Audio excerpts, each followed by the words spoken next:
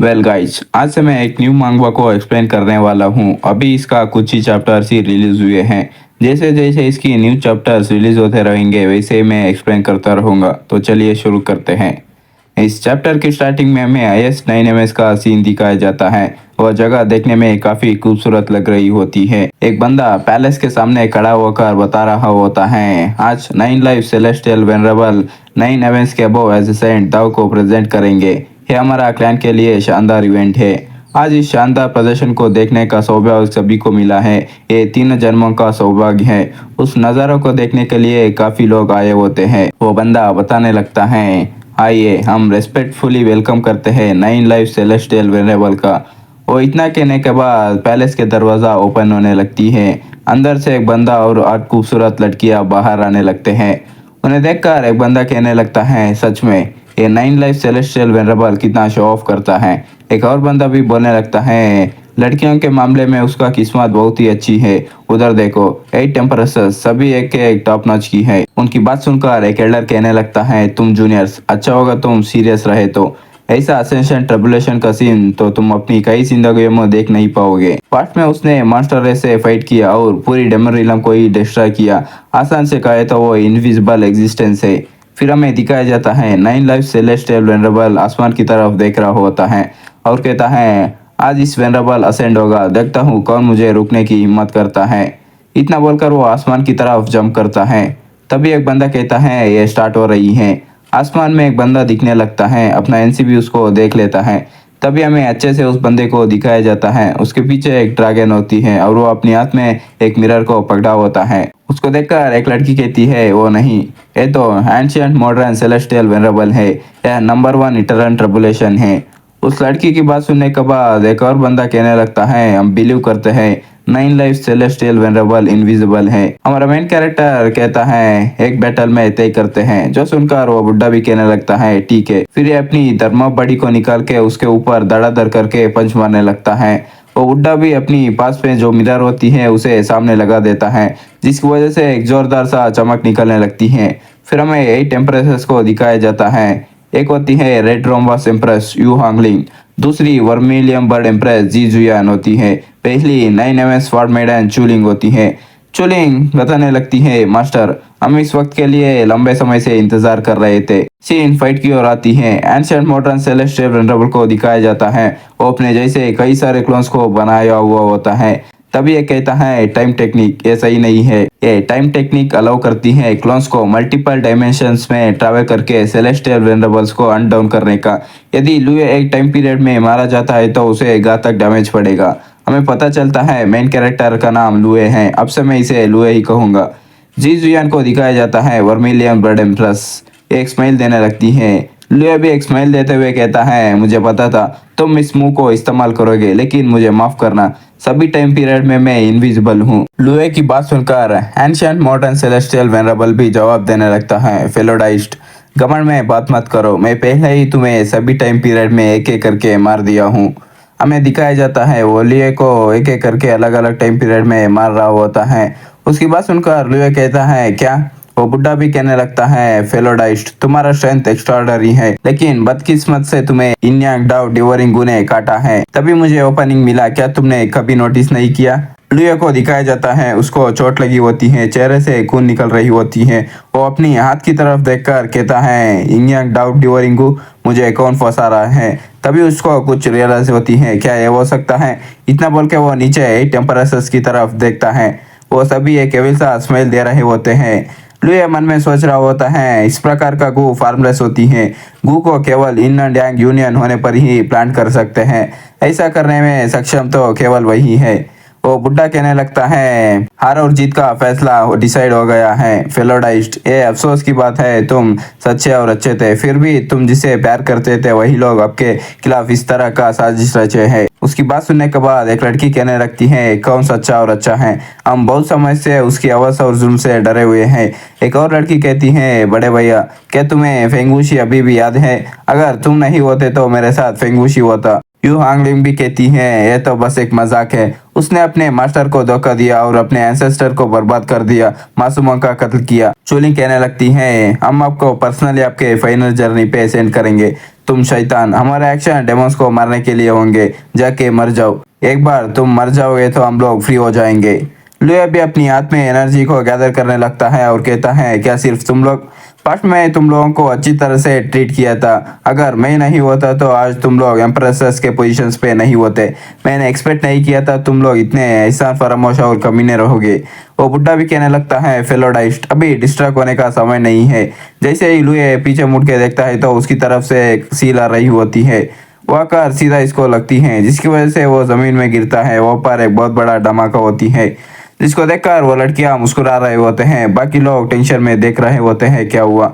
लुए कहने लगता है, क्योंकि मुझे मरना ही है, फिर क्यों ना सभी एक साथ में मर जाए। तो इतना बोलकर वो अपनी बॉडी से खतरनाक तरीके का एनर्जी रिलीज करने लगता है, जिसको देखकर जुआन कहने लगती है वो अपनी कल्टीवेशन को सेल्फ डिस्ट्रॉय करने जा रहा है। वो सबको अपनी साथ में खींचना चाहता है। सभी लोग ऐसे भाग जाओ। चूलिंग कहती है, अब काफी देर हो गया है। एंशिएंट मॉडर्न सेलेस्टियल वेनरेबल भी कहने लगता है, फेलोडाइस्ट, इतना दुखी क्यों हो? ये बैटल पूरी तरीके से सेटिस्फाइंग नहीं था।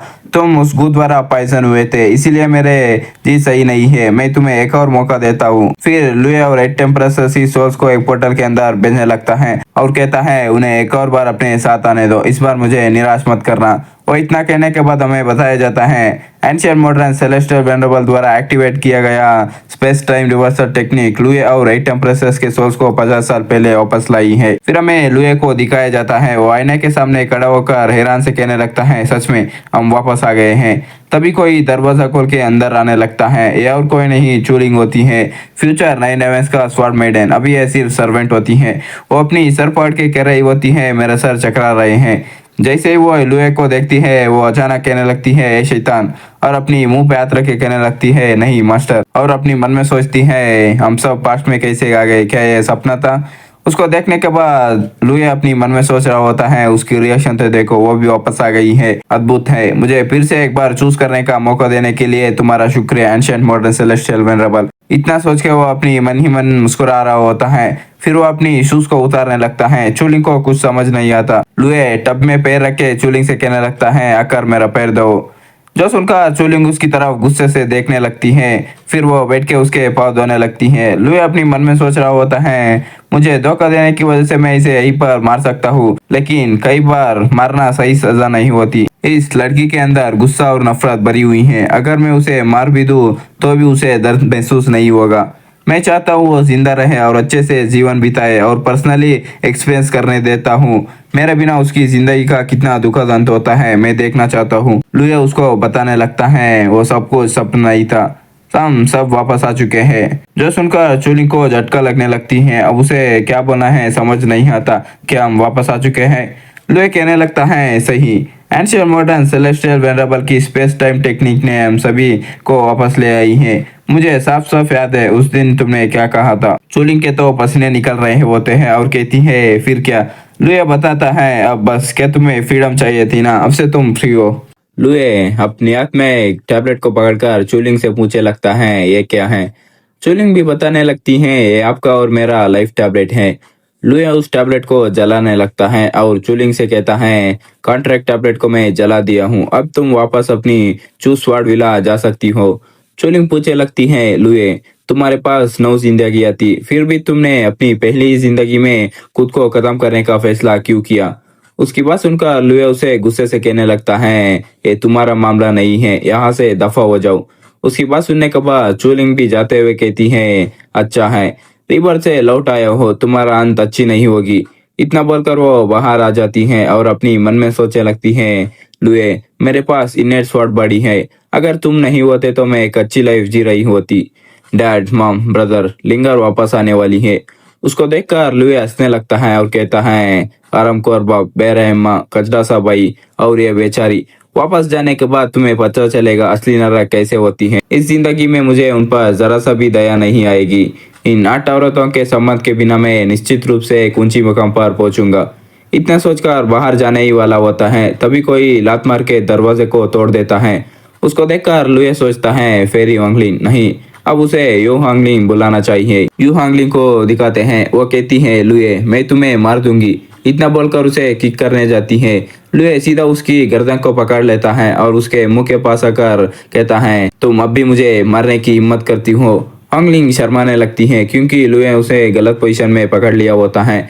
वो कहती हैं तुम क्या करना चाहते हो। लुए बताने लगता है आज तुम्हें मेरे दरवाजा को ठीक करना ही पड़ेगा, अगर तुम ऐसा नहीं कर पाते हो तो मैं तुम्हारा गला घोट के जान ले लूंगा। हॉन्गलिंग कहती है मैं ऐसा नहीं करूंगी, अगर तुम नहीं होते तो मैं फेंगुशी के साथ होती। वो कहता है तो फिर तुम्हें अपनी जिंदगी को बचाना ही पड़ेगा उसे ढूंढने के लिए, सही है ना। इतना बोलकर उसकी गला को और जोर से दबाने लगता है। वो कहने लगती है मैं उसे फिक्स करूंगी। मन में सोचती है दत्त तेरी की, वापस तो आ गई, लेकिन फिर भी उसका मुकाबला नहीं कर पाया। लुए उसको सीधा बाहर फेंक देता है और वो कार जमीन में गिरती है।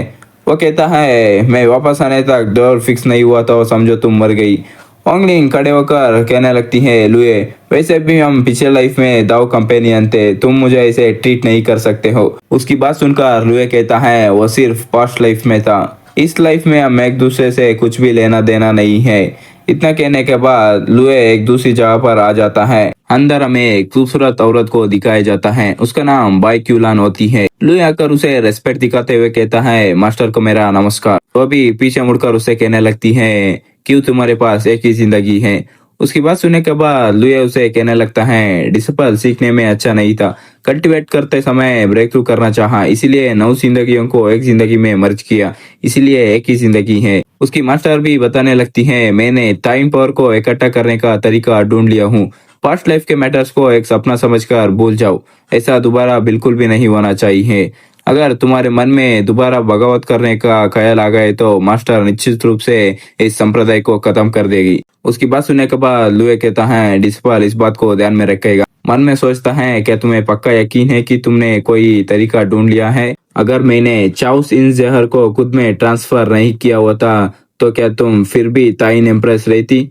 फिर लुए एक चट्टान पे आ गया होता है कल्टीवेट करने के लिए। वो कह रहा होता है मेरा कल्टीवेशन वापस से क्यूआई रिफाइनिंग के 5th लेयर पर आ गई है, लगता है मुझे फिर से स्टार्टिंग से कल्टीवेट करना पड़ेगा। फिर वो कहने लगता है ओल्ड पार्टनर तुम यही हो क्या। इतना कहने के बाद उसके सामने एक सिस्टम के पैनल ओपन हो जाती है। सिस्टम कहने लगती है डिंग होस्ट मैं यही पे हूँ, आपको क्या चाहिए। लुए कहने लगता है अच्छी बात है तुम मेरे साथ आ गई, क्या अब तुम्हें एनर्जी नहीं चाहिए। उसकी बात सुनकर सिस्टम कहने लगती है मैं हेवनली डाउ बन चुका हूँ, अब मुझे क्या एनर्जी चाहिए।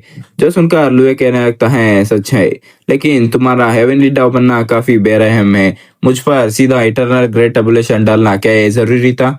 उसकी बात सुनकर सिस्टम भी बताने लगती है बस जरूरी था, क्योंकि आप मेरे होस्ट हो, आपको स्ट्रॉन्गर बनाना होगा। लुए भी कहता है तुम्हारा शुक्रिया, अब कल्टीवेशन स्टार्ट करो। जो सुनकर सिस्टम भी कहती है 9 lifes undying heaven scripture cultivation start. Scene shift होकर हमें चूसवाड़ विलेज के बाहर का सीन दिखाया जाता है। चूलिंग जैसे तैसे करके वहाँ पे पहुंच गई होती है, वो काफी थकी होती है, इसी वजह से वो आफ रही होती है। वो कहती है डार्ट मॉम मैं वापस आ गई।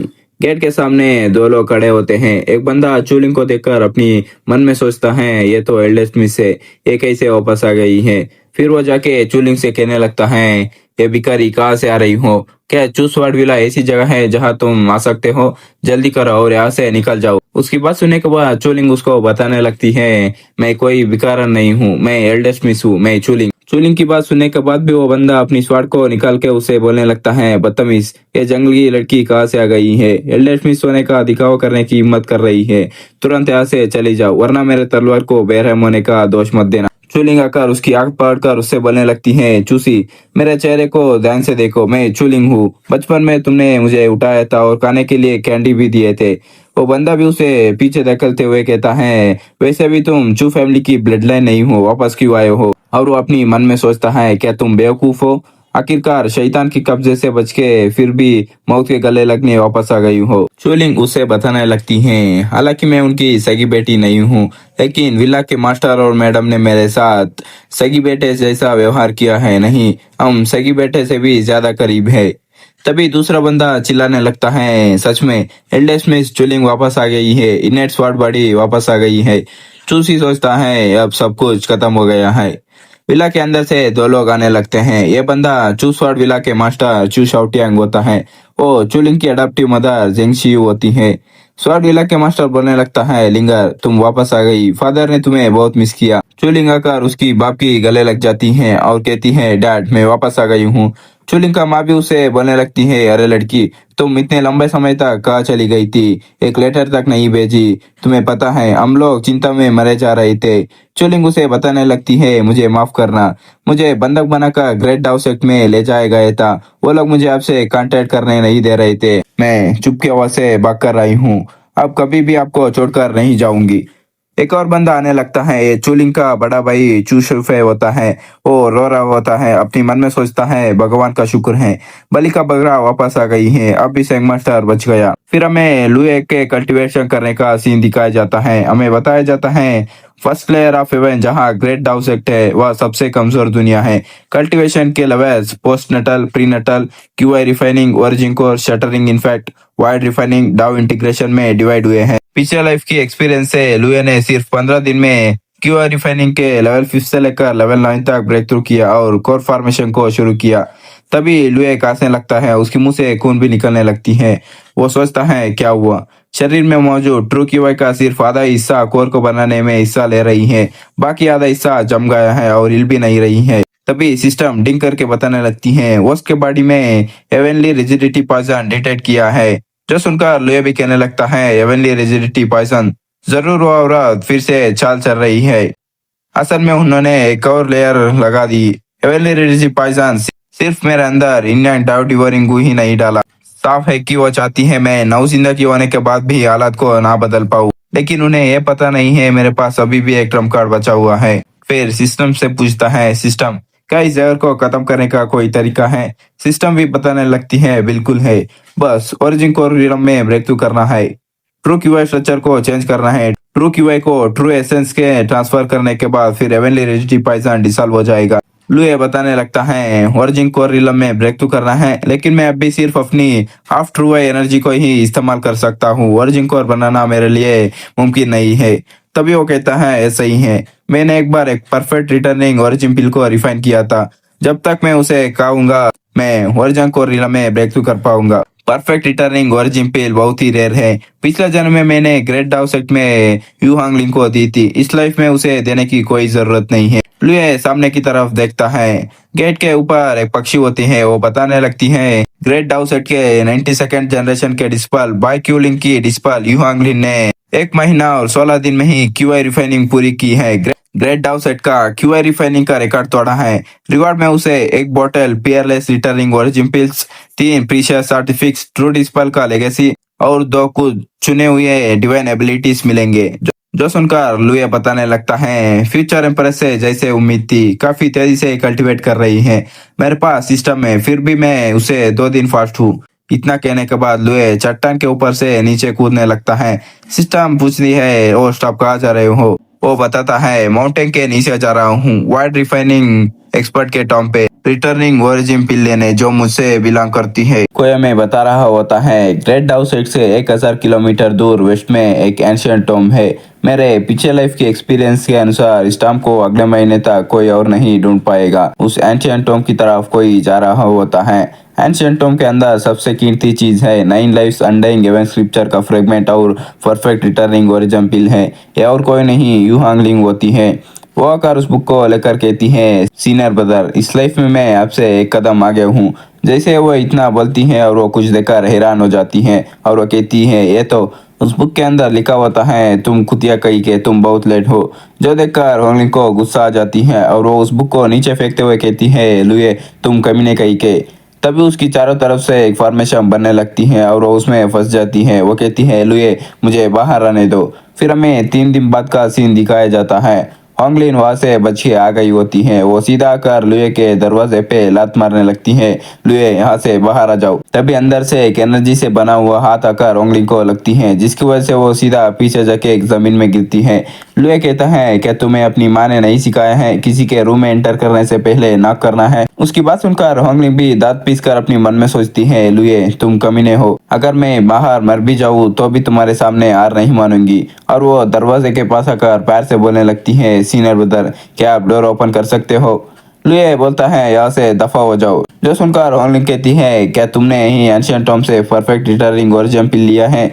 इतना बोल के डोर को धड़ाधड़ करके मारने लगती है। लुए अंदर से एक और अटैक करता है, वो आकर होंगलिंग को लगती है, जिसकी वजह से वो पीछे चली जाती है और अपनी मन में सोचती है खुद को रोकना होगा, अब मैं गुस्सा नहीं कर सकती।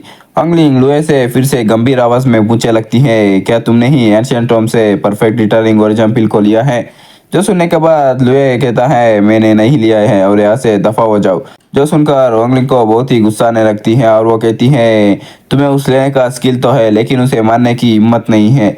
लुए, मैं तुम्हारे साथ मरते दम तक फाइट करेंगी, इतना बोल के अटैक करने के लिए आने लगती हैं। तभी अचानक उसके सामने उसकी मास्टर आ जाती है और वो कहने लगती है, होंगलिंग शांत हो जाओ। होंगलिंग उसकी मास्टर को देखकर वही रुक जाती है और वो जमीन में बैठ के रोते हुए कहती है, मास्टर उसने मुझे मारा है। जो सुनकर उसकी मास्टर लुए से पूछने लगती है, तुमने अपनी जूनियर सिस्टर को क्यों मारा है? लिया उसको बताने लगता है, बिना डोर को ना किए वो मेरे रूम में एंटर करना चाहती थी, ये बदतमीजी है। उसकी मास्टर बताने लगती है, लेकिन वह तुम्हारी जूनियर सिस्टर है।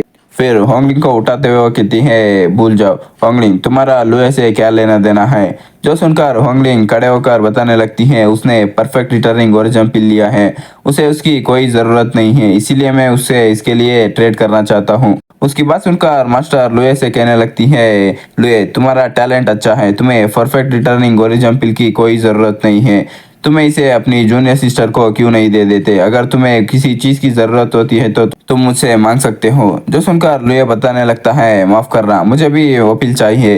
होंगलिंग कहने लगती है, बकवास है। लुए, क्या तुम्हें सच में लगता है परफेक्ट रिटर्निंग और जंपिल के बिना मैं एक सेंट कोर को कंडेंस नहीं कर सकती? उसकी बात सुनने के बाद लुए उस पिल को बाहर निकालते लगता है, जो देखकर उसकी मास्टर भी कहने लगती है, सही है, अच्छे बच्चे की तरह उसे दे दो। लुए एक स्माइल देने लगता है, फिर उस पिल को वही खाने लगता है, जिसको देखकर उसकी मास्टर भी कहती है, लुए तुम ऐसे कैसे कर सकते हो? होंगलिंग वहां से जाते हुए कहती है, लुए मैं डेफिनेटली सेंट कोर को कंडेंस करूंगी और तुम्हारे मुंह पे ऊपर मारूंगी। होंगलिंग जाने के बाद मास्टर लुए से कहने लगती है, मैं जानता हूँ तुम्हारे दिल में बहुत ही गुस्सा है, लेकिन ऐसा करने की जरूरत नहीं है। वो इतना कहने के बाद सीन शिफ्ट होकर हमें चूस वार्ड विला का सीन दिखाया जाता है। चुलिंग को उसकी माँ हलवा खिला रही होती है और चुलिंग से कहने लगती है, मैं इस हलवा को पर्सनली तुम्हारे लिए बनाया हूँ, इसे टेस्ट करो कैसा है बताओ। चुलिंग भी उसे खाने के बाद उसकी माँ से कहने लगती है, आपका शुक्रिया माँ, आप ही हो इस दुनिया में मेरा इतना ध्यान रखते हो, मैं इस लाइफ में तुम्हें और पापा को छोड़कर फिर कभी नहीं जाऊंगी। जो सुनकर उसकी माँ भी बोलने लगती है, सच में अपने सगे माँ बाप से भी अच्छे हैं। चुलिंग कहने लगती है, मुझे जन्म देने के बाद वो लोग गायब हो गए हैं, वो आपके और पापा के बराबर कैसे कर सकते हैं? उसकी माँ भी कहने लगती है, ठीक है, इसके बारे में हम बाद में बात करेंगे, तुम आराम करो। जो सुनकर चुलिंग भी ओके बोल देती है। उसकी माँ सोचने लगती है, हम बच गए, हमारी फैमिली अब सेफ है। चुलिंग को नींद आने लगती है, इसलिए उसको माँ को बताने लगती है, माँ मुझे अचानक इतना नींद क्यों आ रही है? उसकी माँ भी कहने लगती है, तुम्हें नींद आ रही है तो तुम सो जाओ। इतना बोलकर वो चली जाती है। चुलिंग बेड के ऊपर लेटकर सोचने लगती है, अजीब बात है, इतने जोर से नींद क्यों आ रही है? तभी वो कहती है, ग्रेट स्लॉटर स्वॉर्ड स्क्रिप्चर को सर्कुलेट करो और बताओ मुझे क्या हो रही है। इतना कहने के बाद उसकी बॉडी को एक पर्पल एनर्जी कवर करने लगती है और उसे पता लगता है उसके बॉडी में जहर है और उठ के सोचने लगती है, मेरे शरीर में जहर है, क्या ऐसा हो सकता है उस हलवे में? नहीं, ये इम्पॉसिबल है, उसे माँ ने खुद अपनी हाथों से बनाए हैं, वो कैसे मुझे जहर दे सकती है? तभी कोई दरवाजा को नॉक करने लगता है, कह रहा होता है, लिंगर क्या तुम सो गई हो? जो सुनकर चुलिंग कुछ नहीं बोलती है, वो वापस सोने जैसा नाटक करने लगती है। तभी दरवाजा खोल के कोई अंदर आने लगता है और बताने लगते हैं, उसे पॉइजन दिया है, अब हम लोग काम को शुरू कर सकते हैं। जो सुनकर चुलिंग का भाई कहने लगता है, माँ आपसे जैसे उम्मीद थी, ये और कोई नहीं चुलिंग की माँ और उसकी भाई होते हैं। वो कहती है, आ जाओ इसे लेकर वर्ल्ड एंसेस्टर के पास में भेजो। चुलिंग का भाई हंसने लगता है। चुलिंग को दिखाया जाता है, उनकी बात सुनकर वो रो रही होती है। फिर वो चुलिंग को उठाकर उनके एंसेस्टर के पास लेकर जा रहे होते हैं। विला के मास्टर एक सर्वेंट से पूछने लगता है, क्या तुमने चूसी से डील कर ली है?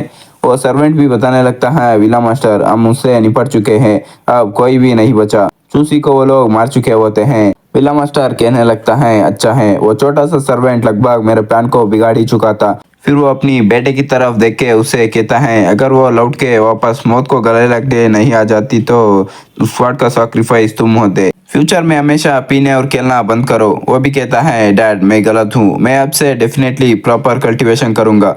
उनकी बात सुनकर चूलिंग अपनी मन में सोचती है मरने के लिए आई हूँ, स्वार्थ सैक्रिफाइस, तो ये लोग इसी मकसद के लिए मुझे पाला है। चूलिंग का भाई मुंह से लार टपकाते हुए कहता है वैसे भी वो मरने जा रही है, क्यों ना मैं उसे यूज कर लूँ थोड़ी देर के लिए, बस आधा घंटा काफी है। जो सुनने के बाद उसका बाप उसकी कान को खींचते हुए कहता है किस तरह की बकवास कर रहे हो, आफ्टर ऑल वो तुम्हारी सीनियर सिस्टर है, चू फैमिली की रेपुटेशन को बर्बाद मत करो। वो कहता है डैड दर्द हो रही है, वो सिर्फ दो मरे हुए स्लेव्स की बेटी है, मेरी सगी बहन नहीं है। चुलिंग भी अपनी मन में सोचती है तो मेरे असली पेरेंट्स को इन्हीं लोगों ने मारा है। उसकी आंखों से आंसू आ रहे होते हैं। उसकी माँ आकर उसे कहने लगती है कैसा होगा तुम अपने बेटे को उसके साथ में अकेला छोड़ दो आधा घंटे के लिए।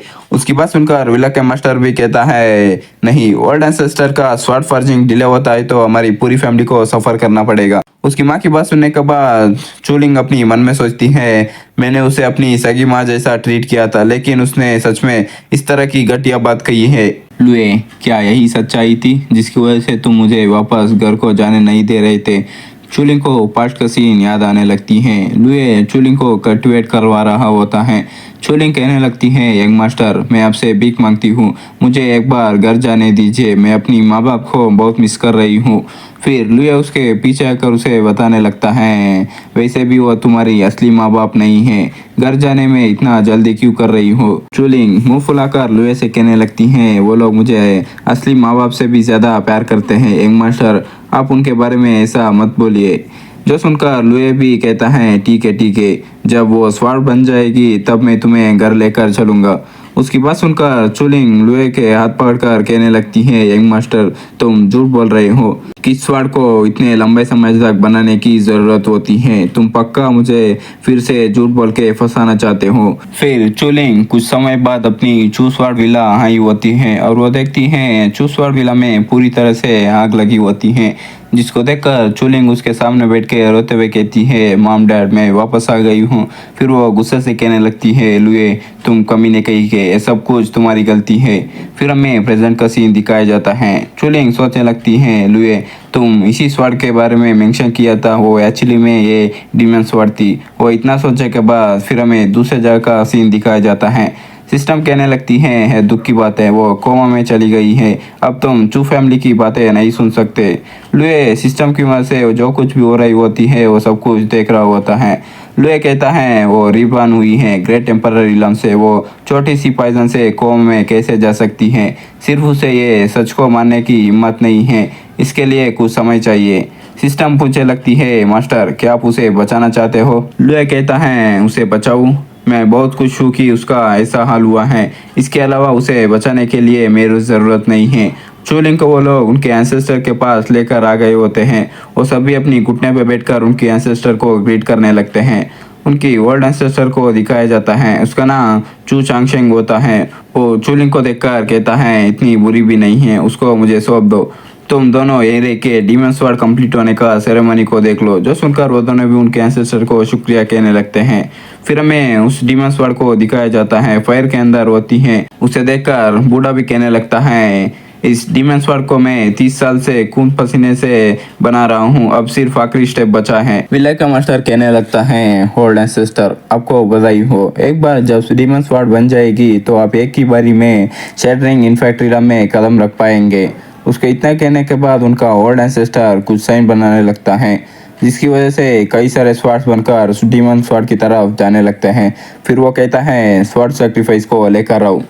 जो सुनकर विला के मास्टर चूलिंग को उठाकर लेकर आने लगता है। वो कहता है चू फैमिली के स्वॉर्ड सैक्रिफाइस होने के लिए इतने सालों से तुम्हारा पालना बेकार नहीं गया है। इतना बोलने के बाद वो चूलिंग को ऊपर से आग में फेंक देता है। बाहर में उसके बेटे को दिखाया जाता है, वो कह रहा होता है सच में ये बेकार है, उसे मैं एंजॉय नहीं कर पाया। वापस चूलिंग को दिखाया जाता है, वो नीचे गिर रही होती है लेकिन वो एक स्माइल देने लगती है। फिर वो अपनी खून को डीमन स्वॉर्ड के ऊपर फेंकने लगती है। जैसे ही डीमन स्वॉर्ड के ऊपर खून गिरती है वो रिएक्शन देने लगती है, जिसको देखकर उसका बाप भी हैरान होकर कहता है क्या हुआ?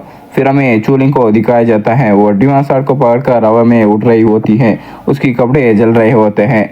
जो देखकर उनका एंसेस्टर भी हैरान हो जाता है और कहता है ये कैसे मुमकिन हो सकता है। जैसे वो इतना बोलता है, चूलिंग सीधा स्वॉर्ड से उसके ऊपर अटैक करने आने लगती है। वो भी अपनी स्वॉर्ड निकाल के उसके अटैक को रोकने लगता है, लेकिन चूलिंग का अटैक इतनी स्ट्रांग होती है उसका स्वॉर्ड ही टूट जाती है और वो चिल्ला के कहने लगता है, डीमन स्वॉर्ड ऐसे नहीं होनी चाहिए। जैसे वो इतना बोलता है, चूलिंग उसकी सर को ही उड़ा लेती है और कहती है डीमन स्वॉर्ड को डीमंस को मारने के लिए ही यूज करना चाहिए। चूलिंग नीचे आने लगती है। उसका बाप भी जमीन में बैठकर कह रहा होता है, तुम चूलिंग हो नहीं, तुम लिंगर हो। चूलिंग उसके सामने आकर कहने लगती है, क्यों ऐसा किया? मैंने तुम्हें अपने सबसे करीबी परिवार की तरह माना था, तुम मेरे साथ ऐसा क्यों किया? उसका बाप भी बोलने लगता है, लिंगर अब तुम पावरफुल हो, तुम्हें स्वार्थ सैक्रिफाइस होने की कोई जरूरत नहीं है, चलो घर चलते हैं। उसकी बात सुनकर चूलिंग गुस्से से उससे कहने लगती है, क्या तुम्हें लगता है तुम मुझे लिंगर कहने की लायक हो? इतना बोलने के बाद इसके सर को भी उखाड़ लेती है। पीछे उसका बेटा खड़ा होकर देख रहा होता है। लिंगर उसकी तरफ देखकर कहने लगती है, और तुम जानवर कहीं के। जो सुनने के बाद वह बंदा घबरा कर अपनी सर को जमीन में मारते हुए कहने लगता है, हाँ मैं जानवर हूँ, मुझे कुत्ते की तरह ट्रीट करो, मुझे मत मारो, मुझे जाने दो। लेकिन लिंगर सीधा उसको सर को ही उखाड़ देती है और कहने लगती है, तुम कुत्ते से भी बेकार हो। फिर हमें उसकी माँ को दिखाया जाता है। वो कुछ देखकर शॉक हो गई होती है, क्योंकि लिंगर बाहर आ रही होती है। उससे पूछने लगती है, चूलिंग तुम अकेली बाहर क्यों आ रही हो, वो लोग किधर हैं? चूलिंग उसके बगल में ही जाते हुए कहती है, कौन है वो लोग? उसकी माँ भी कहने लगती है, वो तुम्हारा भाई और तुम्हारा बाप है, वो तुम्हारा परिवार है। जो सुनकर लिंगर पीछे मुड़कर उसे कहती है, मेरा कोई परिवार नहीं है। फिर उसके ऊपर भी अटैक करके कहती है, जाओ जाके तुम भी उन्हें कंपनी दो। फिर जाते हुए कहती हैं, चू फैमिली के सभी लोग मरना डिजर्व करते हैं। वो इतना कहने के बाद हमें चू फैमिली का सीन दिखाया जाता है। लिंगर चू फैमिली के सभी लोगों को मार दिया होती है। विला के सामने ही वो स्वॉर्ड को पकड़कर बैठी होती है। लुए सबको सिस्टम्स की मदद से देख रहा होता है और वो कहता है, इतना बुरा भी नहीं है। पूरी चू स्वॉर्ड विला में कोई नहीं बचा, एक मुर्गी तक को भी नहीं छोड़ा। चलो अब इसे बंद करो। इतना बोल के सिस्टम विंडो को क्लोज करता है। सिस्टम बीप करके कहने लगती है, मास्टर और देखना नहीं चाहते हो? कुछ वक्त में एक नॉनसेंसुअल रिलम का कल्टीवेटर उसे मारने के लिए आएगा। जो सुनकर लुए कहता है, वो डिजर्व करती है। वो इतना कहने के बाद हमें लिंगर का सीन दिखाया जाता है। वो रोते हुए कह रही होती है, मैं गलत थी। उसने पास्ट में जो किया था उसका पछतावा हो रही होती है। तभी वहाँ पर एक बंदा आने लगता है नॉनसेंसुअल रिलम का। इसका नाम लीजियन होती है। और डीमन स्वॉर्ड को देखकर कहता है, सच में डीमन स्वॉर्ड सक्सेसफुली फॉर्ज हुई है। चूलिंग से कहने लगता है, क्योंकि डीमन स्वॉर्ड ने तुम्हें पेन दिया है, इसलिए तुमसे उसे अलग करने दो। इतना बोल के लिंगर के ऊपर स्वॉर्ड निकाल के हमला करने लगता है, लेकिन लिंगर कुछ रिएक्शन नहीं देती है, वैसे ही बैठी होती है। इसलिए वो अपनी तलवार को रोक लेता है और कहता है, इसने कोई रिएक्शन नहीं दिया है, क्या ये बेवकूफ़ है? डीमन स्वॉर्ड मेरी है, अब मरो। इतना बोल के फिर से अटैक करने लगता है, लेकिन इस बार लिंगर अपनी स्वॉर्ड सामने रखती है, जिसकी वजह से उन दोनों का स्वॉर्ड टकराते हैं, जिसकी वजह से शॉकवेव्स निकलने लगती हैं। उस बंदे के कपड़े फट जाते हैं और वो पीछे जाके गिरता है और वो कहता है, ये लड़की सिर्फ ओरिजिनल कोरिल्ला में ही है, लेकिन इसकी स्वॉर्डमैनशिप इतनी कमाल की है। इसके बॉडी के अंदर कोई बड़ा राज छुपा है, मैंने एक्सपेक्ट नहीं किया था। डीमन स्वॉर्ड के अलावा एक और बड़ा मौका मिलेगा। वो इतना बोल ही रहा होता है। लिंगर वहाँ से जाने लगती है। ये बंदा भी उसका पीछे करता हुआ कहने लगता है, अच्छी बच्ची वापस आ जाओ, अंकल बुरे आदमी नहीं है। लिंगर अपनी मन में सोच रही होती है, मैं गलत थी, मुझे थोड़ी वक्त के लिए अकेले रहना होगा।